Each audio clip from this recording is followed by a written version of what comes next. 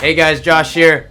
New series, mission, submission. I have 6 submissions within my bag of tricks over there. I pull one out and I basically attack them with whatever is in there. So let's get this started, man. Episode 1, here we go, and begin.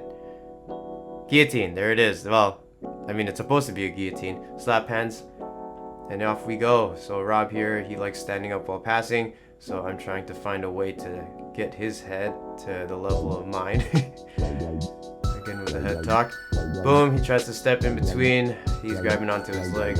Oh, my legs. Establishing some grips here. I'm trying to think, how am I going to get to his head while being on the bottom? Obviously, a level change would always be nice, so that's what I attempt, I believe. But for now, we're just grip fighting, hand fighting. I try to go up for a single leg, and then I realize I'm not a wrestler. My stand-up game is not that great at all. Look at that standing base. That's probably the only sharp thing I really have. We entangle a bit, and I go ahead to sit down. Boom, back in open guard. Here we go again, trying to get my legs entangled here. With his, I'm passing his arm across his center, and then I roll up, give the homie a cheek check, checking on how I'm doing, but at the same time I scoop for a leg here. So again, I'm thinking guillotine the whole time, as well as defending myself. So from here, I shoot my leg through, go ahead into a nice little leg entanglement.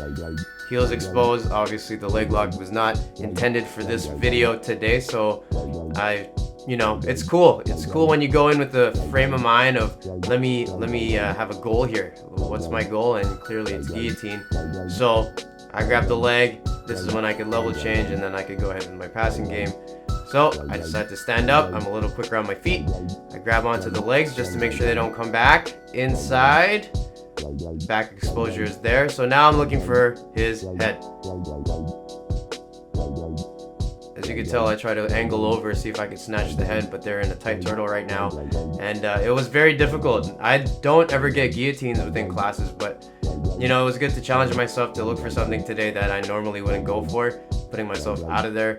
And Rob does a really good job hand fighting. I stay on top, stuck in the turtle position, continuously looking for openings with the open elbow or any kind of neck exposure. So I'm thinking, while I'm on top, how am I going to expose this guy's neck or elbow? I shoot my inside knee through. He defends it. Very nice. I have a nice underhook here, and then I look for the chin. So I have a bit of a chin strap here, and I could tell when I'm holding on to his chin, I feel like my arms are burning. So I go ahead and try and get a chin strap here. I lean back, try and aim for a guillotine. So clearly my entries are not as good as I would have hoped for.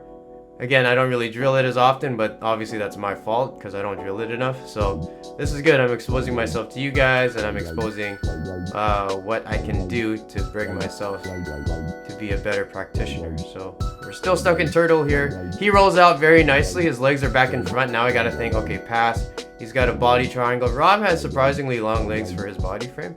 I went ahead and stood up in close guard. And then if I accept falling down, that's fine by me. But now I'm focusing on passing that leg over. I have my own open guard position here. But now I'm thinking, okay, 3 minutes already passed by. I do need to step up and figure out a way to off balance him yet again and maybe finish on top with the guillotine versus me being on my back.